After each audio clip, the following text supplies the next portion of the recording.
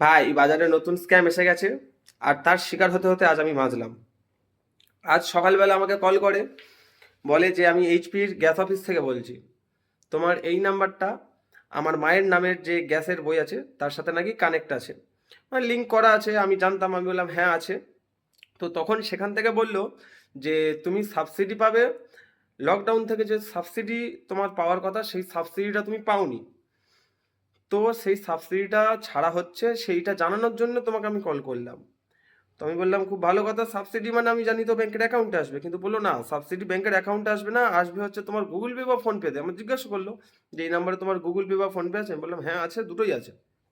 তো তখন বলে যে তাহলে একটা ভিডিও কল করো। আমি বললাম কিন্তু সাবসিডি দেওয়ার জন্য ভিডিও কল কেন হবে? ওটা তো ডাইরেক্ট ব্যাংকের অ্যাকাউন্টে আসার কথা। বলে না, ভিডিও কল করো, এটা একটা লাইভ রেকর্ড হবে। তো আমি বললাম লাইভ রেকর্ড কিসের জন্য হবে? আপনি যে প্রুফের জন্য। তো বলে ভেরিফিকেশন। আমি বললাম তো ভেরিফিকেশন ভালো কথা, কিন্তু ভেরিফিকেশন যার করবেন, যার বই, সেই তো নেই। সেই তো এখন এই মুহূর্তে নেই, আপনি ভেরিফিকেশন কাকে দিয়ে করবেন?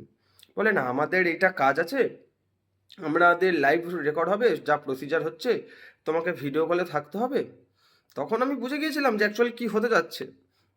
তো আমি তবু রাজি হয়ে গেছিলাম যে জল কতদূর গুঁড়োই দেখবো বলে।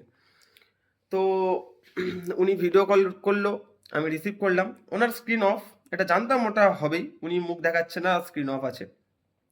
তো আমার স্ক্রিন অন আছে, আমাকে উনি বলছে আমার কথা ভালো করে শুনতে পাচ্ছ তো? আমি বলছি হ্যাঁ হ্যাঁ, আপনার কথা তো একদম পরিষ্কার শুনতে পাচ্ছি আমি। তো তারপরে উনি বলে যে স্ক্রিনের পাশে তিনটে ডট দেখতে পাচ্ছ? আমি বলি হ্যাঁ, তিনটে ডট দেখতে পাচ্ছি। বলে ওটাতে টেপো। আমি টিপলাম, বললাম হ্যাঁ টিপেছি। বলে এবার কি দেখাচ্ছে? তো আমি বলি এবার দেখাচ্ছে হচ্ছে শেয়ার স্ক্রিন। বলে ওই শেয়ার স্ক্রিন অপশানে টেপো। আমি বললাম হ্যাঁ টিপেছি। তো শেয়ার স্ক্রিন টেপো। বলে এবারে শেয়ার স্ক্রিনে টিপতে এবার কি দেখাচ্ছে? বলে দেখাচ্ছে যে share entire screen or one screen. তাহলে এবার তুমি শেয়ার এন্টায়ার স্ক্রিনে টেপো। আমি বলি কাকা, তোমার বিচি দুটো টিপে দেবো। বলতেই দেখি না কাকা ফোন রেখে দিয়েছে। তো তারপরে আমি সঙ্গে সঙ্গে গেলাম আমাদের লোকাল থানা উস্তিতে। তো ওখান থেকে বললো যে আমাদের তো সাইবার সেল ডিপার্টমেন্ট নেই, তুমি চলে যাও পৈলানে। পৈলানের এসপি অফিসের কাছেই আছে সাইবার সেলের অফিস। তো কাল যাব ওই নাম্বারের এগেনস্টে একটা স্টেপ নিতে।